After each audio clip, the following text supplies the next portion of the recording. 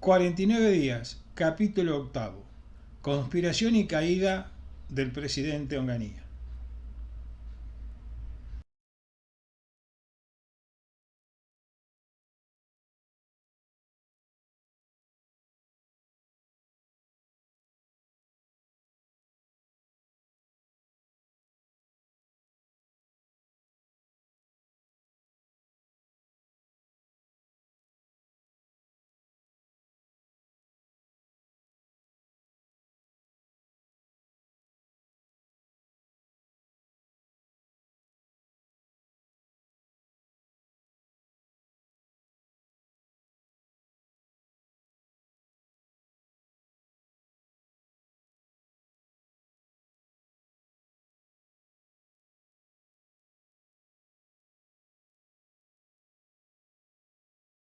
Presentaba un tono crítico del cuadro general de la situación argentina.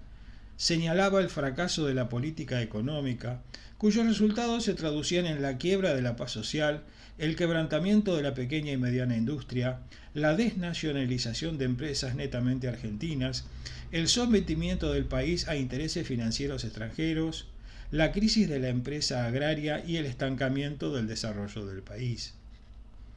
El memorándum mencionaba también la orientación antinacional en el campo económico, que no deja de impactar a los grandes sectores de la opinión.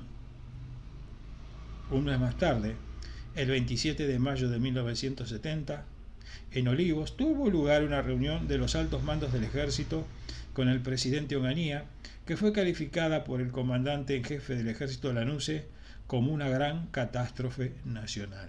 En esta reunión, las sospechas de corporativismo que recaían sobre el gobierno de Onganía parecieron quedar confirmadas por su énfasis en dibujar nuevos organigramas y cuadros de ordenamiento administrativo. Asimismo, la afirmación del presidente respecto de que necesitaba 10 o 20 años para cumplir el plan político confirmó las sospechas de los generales Lanuse, Eleodoro Sánchez Laos y Alcides López Ofrán de que Onganía tenía un pensamiento corporativo fósil, alejado de la realidad, que quería perpetuarse en el poder y no deseaba el retorno de la democracia. En su libro Mi Testimonio, el general Lanuse expresa: la exposición del presidente de la Nación ante los altos mandos del ejército el 27 de mayo fue lisa y llanamente una catástrofe nacional.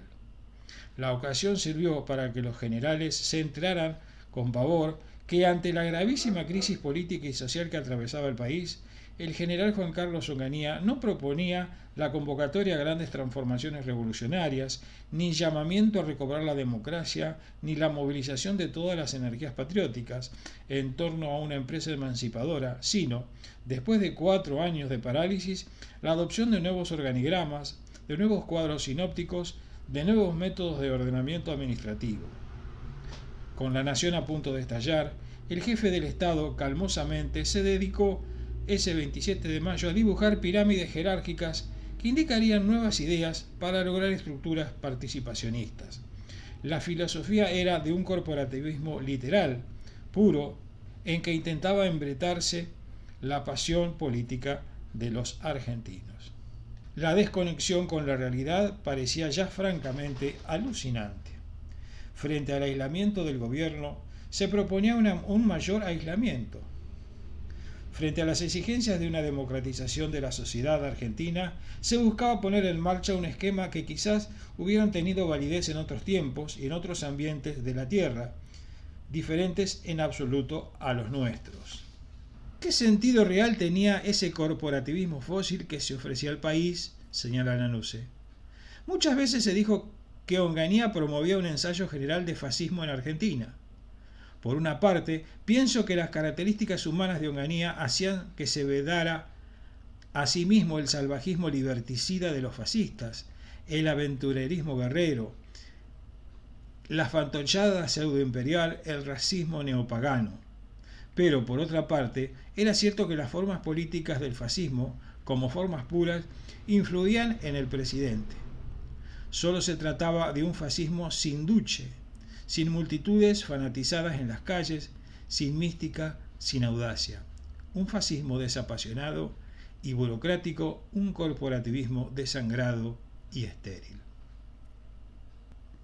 La proliferación de partidos en el último Parlamento Constitucional había llegado a impedir que se sancionara el presupuesto nacional, ya que faltaban objetivos comunes en el trabajo del Congreso. ¿Debía ahora buscarse el acuerdo de todos los sectores profesionales del país, carentes necesariamente de una estrategia común? ¿El acuerdo de zapateros con carniceros y libreros? En las sociedades contemporáneas, el corporativismo jamás pudo llegar a funcionar y solamente sirvió, en algún caso, como modesta cobertura de una dictadura de masas y que daba en su idea el formalismo inocuo de las representaciones profesionales. Una estructura de este tipo no serviría para nada, solamente para expresar a todos los sectores democráticos del país y empujarlos quizá a una resistencia civil como la que habían protagonizado entre 1950 y 1955. ¿Qué se podía hacer para ayudar al presidente? El sentido de mi propuesta de que hablara a los generales tenía como objetivo lograr que se desvirtuara la imagen de que estaba empeñado en una ilusión corporativa. El resultado del esfuerzo no pudo ser peor. Esa mañana yo abrí el fuego con unas palabras previas. Con autorización del presidente dije que en esa conferencia, cuya importancia no podía escapar a nadie, debió evitarse la situación en que uno habla y los otros demás escuchan. Eso no podía ser un monólogo, sino un creador intercambio de ideas. El general Onganía comenzó ratificando el carácter de intercambio de ideas que debía tener la conversación. El gobierno, dijo, está enfrentando una crítica sistemática que no se puede tratar sino atemperar. La consolidación del proceso revolucionario solamente será posible generando una actitud política del ejército. Estoy completamente optimista, decía Onganía, en cuanto a la marcha del proceso. Este oportunismo no surge por sí, sino que es producto de un análisis. Cada día el camino es más claro. También surge de lo mucho que hay que hacer. Tomando el tiempo transcurrido, que algunos hace caer en el pesimismo, digo que a 4 años de la Revolución Argentina nos hallamos próximos a lanzar políticas y planes con un consenso que no existía en 1966, contestó eufórico el general Onganía. Esa primera intervención resultó ya desafortunada.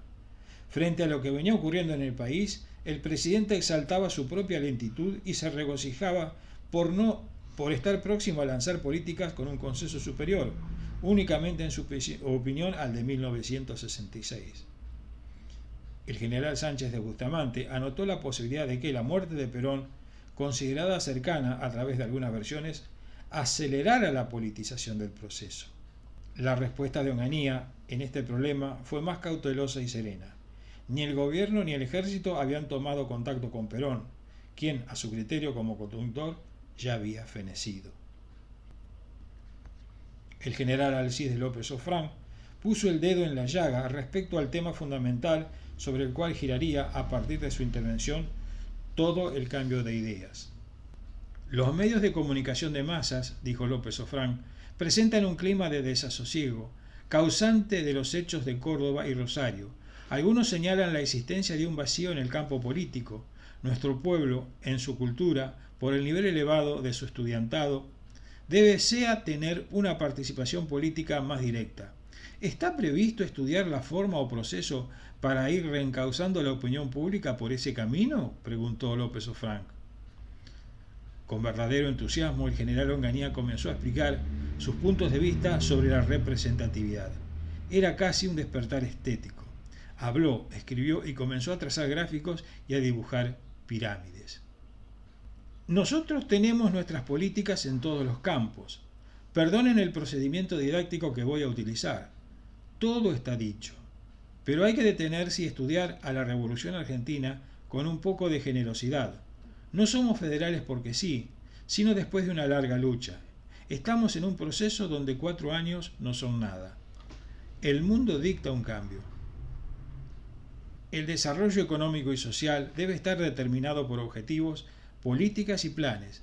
también en igual medida por el desarrollo político, afirmó. Para Onganía, lo que debía hacerse era organizar la comunidad a través de sus estructuras. Si se tenía miedo al poder de la CGT, era a su juicio porque no se le oponía otro. Queremos crear otras estructuras, la empresarial y la profesional o técnica, dijo. Imagen 17.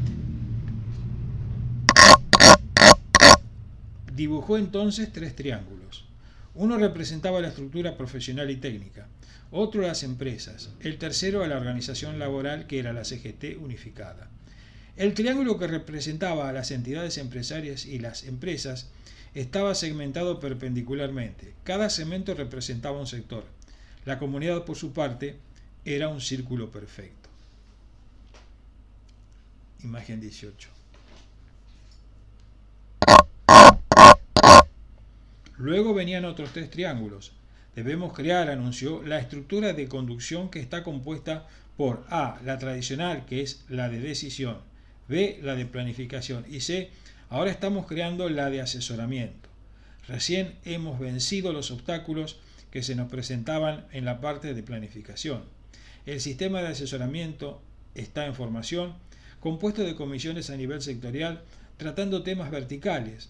Comisión de la Papa, por ejemplo, para consejos con trabajo horizontal, Consejo Económico y Social, por ejemplo. Estos son sistemas interconectados pero independientes. El sistema de asesoramiento apoya a la planificación y a veces a decisión. El sistema de asesoramiento se basa en los demás, CGT, empresario, etc. Venía la segunda serie de triángulos. Un triángulo era la planificación, que incluía a los consejos de seguridad, de desarrollo, de ciencia y técnica. Otro triángulo que era el asesoramiento con líneas que segmentaban horizontalmente. Consejo Económico y Social, consejos, comisiones. Los temas a tratarse podían ser verticales u horizontales. Como se sabe, luego venían en un triángulo de decisión, donde la cúpula era el microtriángulo que decía el gabinete y el vértice de una banderita donde estaba ubicado el presidente. Lo que Onganía no alcanzaba a explicarse, según manifestó en esa ocasión, era la causal por la cual los políticos no se entusiasman con esta idea. ¿Por qué están con nosotros? ¿Por qué no están con nosotros? Si todavía no hemos esclarecido el camino, preguntó Onganía. Lo más natural para él hubiera sido, por ejemplo, que Ricardo Balbín declarara su adhesión entusiasta al esquema propuesto. Adhesión que debía surgir dado que todavía no estaba esclarecido cuál era en realidad ese esquema. La política debía ser eficiencia y nada más que eficiente que ese obsequio. El funcionamiento de este sistema dará lugar a un equilibrio de los partidos políticos. Habrá un traslado y dará estabilidad a la política, que peca de ser poco estable, agregó. Los generales no podían disimular su decepción. El presidente Onganía trazó un cuadro semántico. La comunidad solidaria sería el objetivo. Para cada término, la de la ecuación enunció 4 objetivos básicos. Imagen 22. Los 4 conceptos básicos son el pueblo. Eran objetivos, solidaridad, comunicación, democracia. Los 4 conceptos básicos del país eran políticas, integración, sociedad, régimen federal. Y los 4 conceptos básicos de república eran estrategia, participación, Estado, régimen representativo. Las palabras se desgranaban ordenadas horizontalmente, pero de modo que fuera posible su lectura vertical.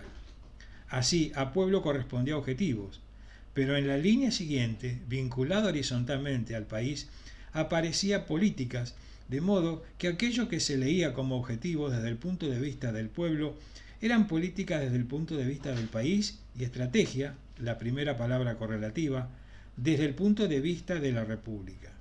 No obstante, mis conocimientos generales de política no alcanzaba a comprender la diferencia práctica que Onganía establecía entre país y república, pero la distinción quizá quede clara si se advierte que, mientras el régimen federal corresponde al país, el régimen representativo corresponde a república. Confieso que no esperaba una exposición de este tipo, señala Lanusse. Por suerte, el lapso dedicado a los triángulos y a los círculos terminó y volvieron las preguntas. El general Onganía, lamentablemente, estaba en un día desafortunado y no alcanzaba a explicar con toda nitidez necesaria su esquema de desarrollo político comunitario. En su opinión, no había tiempo para comunicarlo al país y convenía ponerlo en marcha para que se pudieran apreciar antes los resultados, ya que para explicar siempre había tiempo, pero claro, cada vez que se quería ponerlo en marcha, la maldita realidad interfería con todos los planes y ocurría, por ejemplo, que la gente quería entrar en los consejos que, a su inexistencia fáctica, constituían la verdadera democracia social. El general Jorge Raúl Carcagnio quiso saber cuánto apreciaba el presidente la duración de la etapa que todo debía concretarse. Anotó que algunos objetivos eran dinámicos. Es un proceso muy largo, señaló Onganía. No se puede reestructurar la sociedad en 10 o 20 años. 10 o 20 años eran así el tiempo demasiado corto. No se podía imaginar que el 27 de mayo de 1970, día de la exposición, que pudiera estar solucionado el problema en una fecha tan cercana como el 27 de mayo de 1990. No sé por qué, pero creí percibir pánico en los ojos de algunos generales. Luego dijo que en realidad el tiempo lo darán las condiciones que se obtengan para lograrla. Si llegamos a conformar los objetivos y creamos algo de nuestras estructuras, estamos en condiciones de dar opción. Ante otra pregunta del general López Ofrán, Onganía admitió que su idea no carecía de riesgos. Yo señalé que el hombre argentino tenía marcada vocación política y que la propuesta del señor presidente no encontraba nada que satisfaciera esa vocación. El general Onganía me contestó: partimos de bases distintas. Política es la unión de esto más esto, señaló a las dos filas de pirámides. No hay que tomar la política como deporte. Hoy la política es eficiencia. No es cuestión de poner un cajón para hablar. Insistí preguntando en qué forma hombres de grandes capacidades y calidades con vocación política podían tener participación en ese esquema. No debemos olvidar la experiencia del cordobazo, por ejemplo. El presidente insistió que debían correrse todos los riesgos. Yo afirmé que la estructura del país del que nos habíamos impuesto constaba de dos etapas. Una etapa revolucionaria donde se debe estructurar, alcanzar las bases, y una etapa complementaria para el gobierno siguiente. Una vez alcanzadas las bases, dije, deberían llamarse elecciones. Pregunté a la vez si los novedosos planes de general Onganía no requerían una reforma constitucional. Dice Onganía, la Revolución de Mayo de 1810 tuvo su constitución en 1853. Expresó en forma tajante el general Onganía. Los cálculos me llevaban al año 2013. El presidente lamentó que la gente detectara con rapidez las dificultades, pero se olvidara de las realizaciones. Cada vez que alguien va a España, se quejó, me trae mensajes del general Franco en el sentido de que no me deje atrapar por las dificultades. Una frase del comunicado 150 del Ejército en operaciones, difundida en septiembre de 1962, casi 8 años antes, comenzó a ser subrayada por varios jefes significativos. Las Fuerzas Armadas no deben gobernar, dice el texto, pero ello no quiere decir que no deban gravitar en la vida institucional. Su papel es, a su vez, silencioso y fundamental. Ellas garantizan el pacto constitucional que nos legaron nuestros antecesores y tienen el sagrado deber de contener cualquier empresa totalitaria que surja en el país, sea desde el gobierno o desde la oposición. La NUCE aquí busca la justificación histórica para derrocar a Onganía. Por su parte, Roberto Roth, en su libro Los años de Onganía, refiriendo a este mismo tema, expresa: la primera reunión para los generales tuvo lugar en Olivos el 27 de mayo, 2 días antes del secuestro de Aramburu. Para que los generales se sintieran liberados de la disciplina militar e hicieran todas las preguntas que quisieran, Onganía dispuso que vinieran de civil.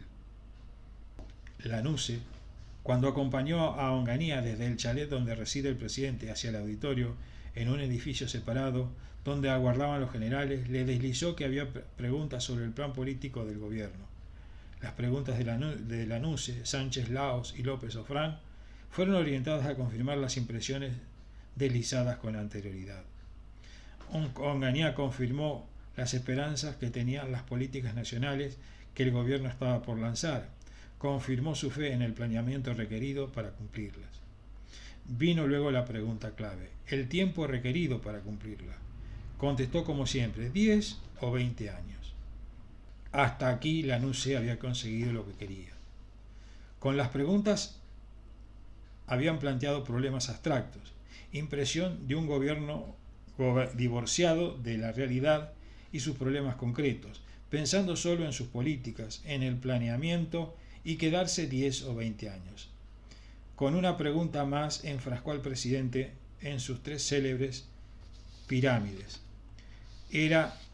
Estas eran la representación gráfica que Onganía hacía a todos sus allegados de que iba a pasar en el país cuando el Estado-Nación dejara de tomar las decisiones y la responsabilidad recayera en niveles provinciales y comunales. Tenían la particularidad de que la NUCE conocía por experiencia que nadie las entendía de primera intención.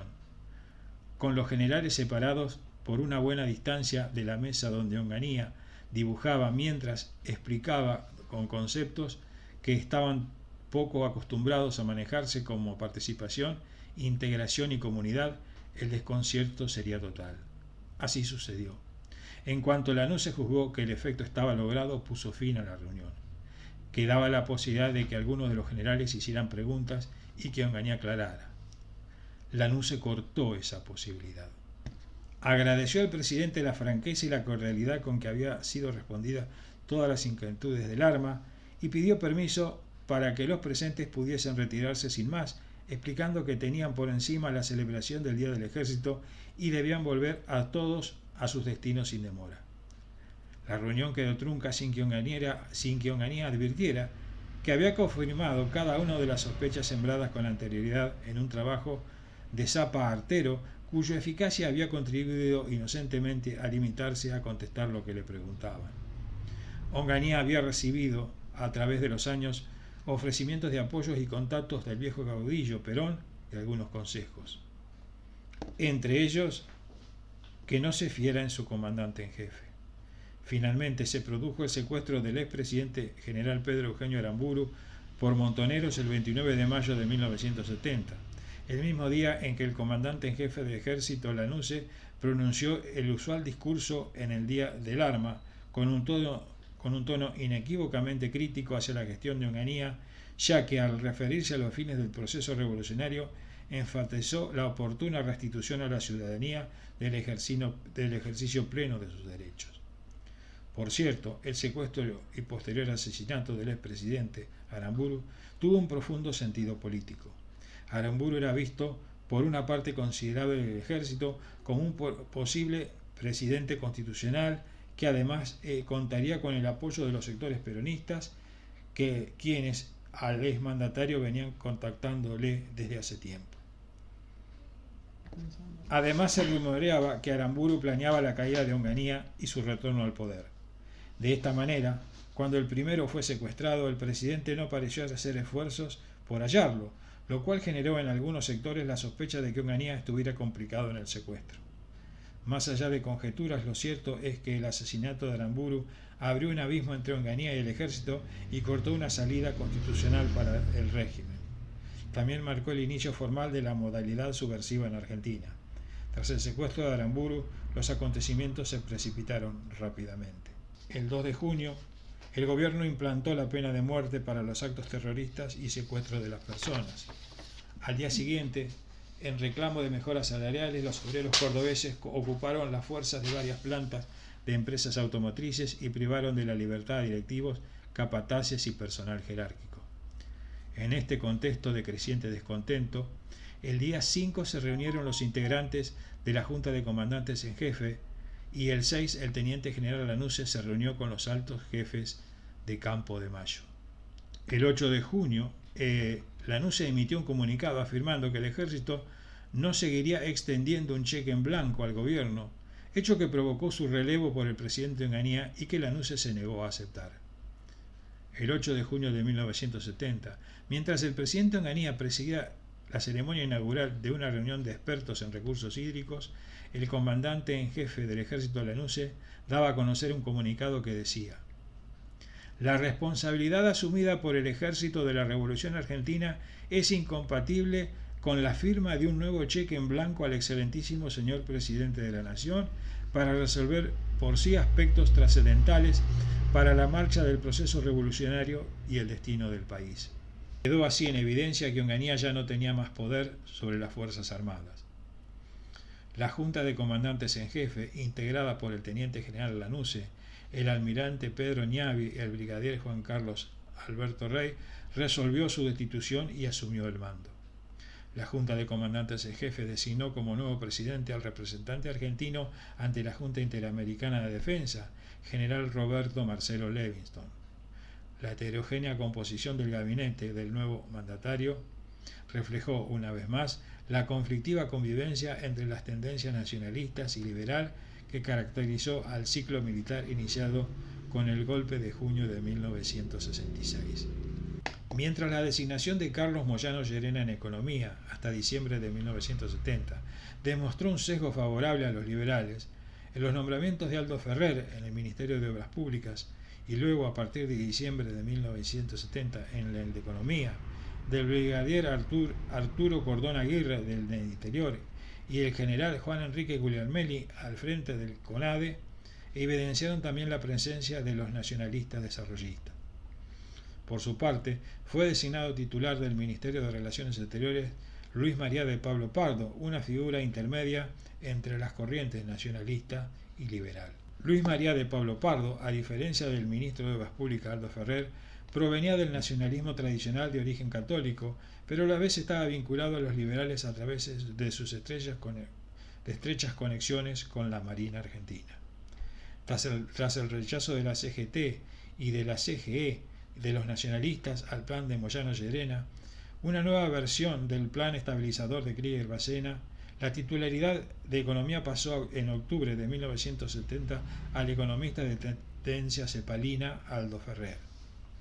El ascenso de Ferrer, exfuncionario de la administración desarrollista de Arturo Frondizi, significó una victoria de los nacionalistas y demostró la disposición de los primeros en atender los reclamos de los sectores militares y de los empresarios pequeños y medianos a favor de una flexibilización de la política económica. Pero las medidas económicas adoptadas por Ferrer, un plan de expansión del crédito, la suspensión del impuesto a la exportación de carnes, que tanta resistencia provocara en los productores rurales durante el gobierno de Onganía, las restricciones a las importaciones para proteger la industria nacional e incluso el plan de argentinización de la economía tuvieron un alcance limitado, pues fueron socavadas tanto por la oposición como por los sectores liberales con escaso crédito que apoyaba y que contaba Levingston.